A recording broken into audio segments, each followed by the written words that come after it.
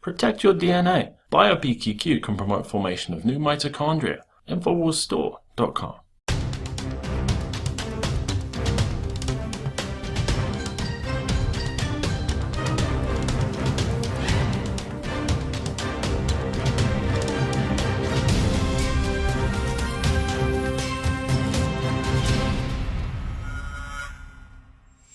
Welcome to the Infowars Nightly News. It is Friday, May 15th, 2015, and I'm Leanne McAdoo. Here's a look at tonight's top stories. Tonight, should amnesty be given to looters and rioters? Then report, woman fired for refusing her employer's spy tech. And a school deems Old Glory too offensive to display. That's next on the Infowars Nightly News. What type of balkanized country is this, where you can't have an American flag t-shirt, and how effective the establishment has been at creating division in this country? A South Carolina school folded on their flag ban after a student rolled up with a squad of veterans. This was 18-year-old senior Peyton Robinson. He was ordered to remove 2 American flags from his truck. The school initially told him it was because some could possibly find it offensive.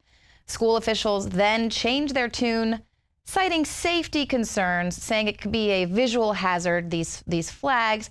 By Thursday, however, the school completely reversed its position following protests by students, parents, and veterans who flocked to school grounds waving U.S. flags. It's freedom. Do you want to fly a flag? Fly it. What the heck? When I hear that you can't fly the flag, it makes my blood run red, and my blood is red. And it just proves if you stand up for your country, you stand up for what you believe in, things get changed. And the school released this announcement on their website. They said, due to the outstanding display of patriotism through peaceful demonstration, it is apparent to us that many are not happy about this policy. Now, school officials are going to be reviewing the standing policy regarding flags. They've decided that an exception will be made for the American flag, as long as the size of the flag, isn't going to create a driving hazard.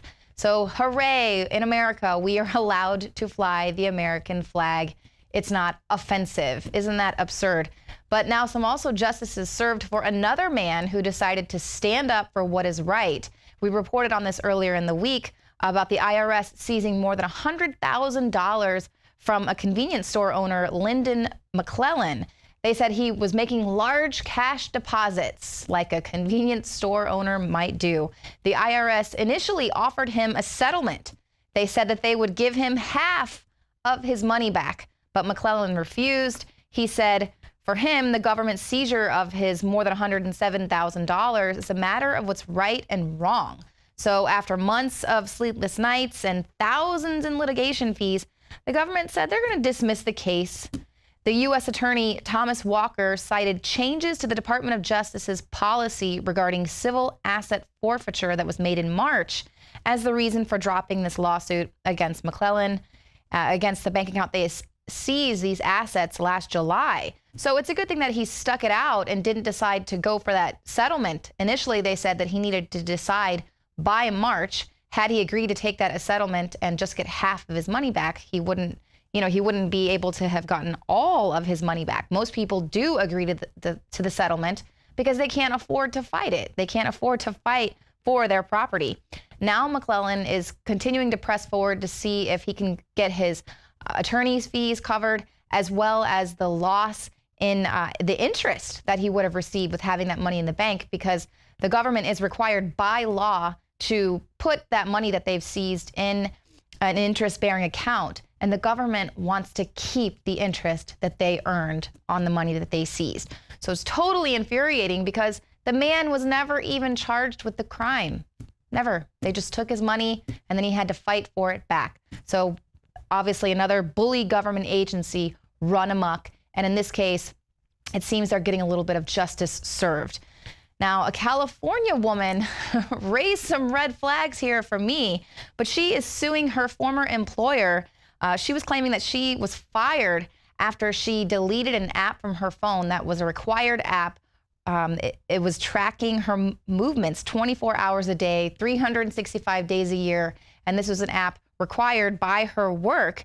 Myrna Arias says she works for the Intermex Wire Transfer Service when she says her boss, John Stubitz, fired her for deleting the Zora job management app from her smartphone.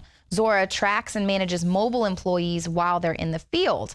Now, Arias said that when she and her fellow employees asked Stubitz if he could track them when they weren't working, Stubitz admitted that employees would be monitored while off duty. And he bragged that he knew how fast she was driving at specific moments ever since she had installed the app on her phone.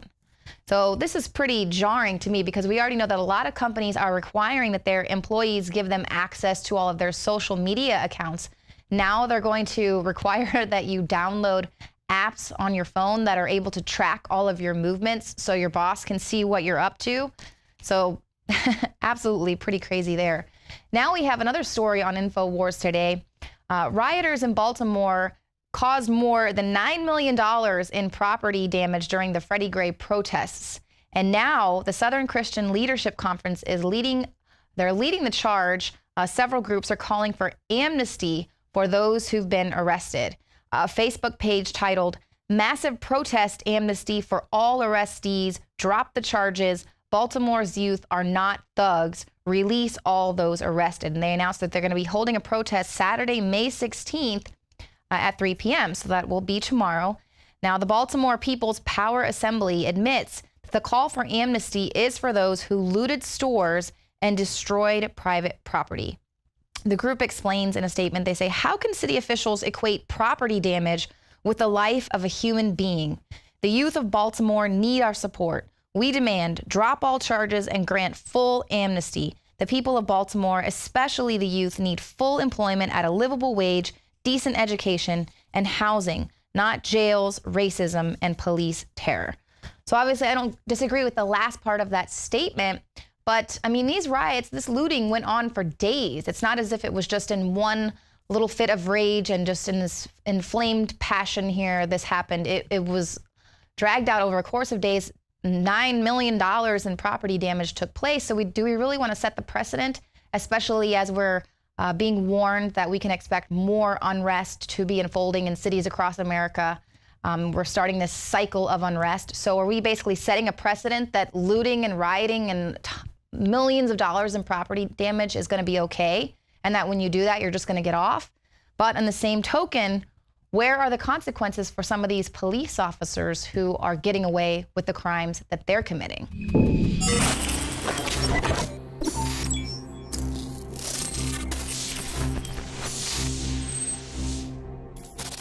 City of Austin tap water versus filtered City of Austin tap water.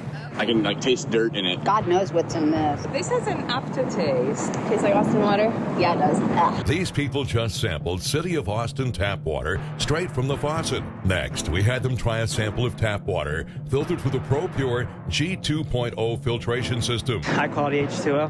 That one is better. Tastes like nothing. Yep, I know what good water tastes like. It's good water. Most tap water contains added substances like fluoride, chlorine, Monsanto's deadly pesticide, glyphosate, and many others. Studies prove that these substances are linked to an assortment of major health issues, including tooth decay, lowered IQ, and even cancer. It tastes like you're drinking out of the lake when you're drinking tap water. Yeah, it has that processed flavor to it. The ProPure G2.0 filtration system removes these deadly substances and many more, leaving only fresh-tasting, deliciously clean water. Okay, this is very tasty. It's good water. Refreshing. It's good.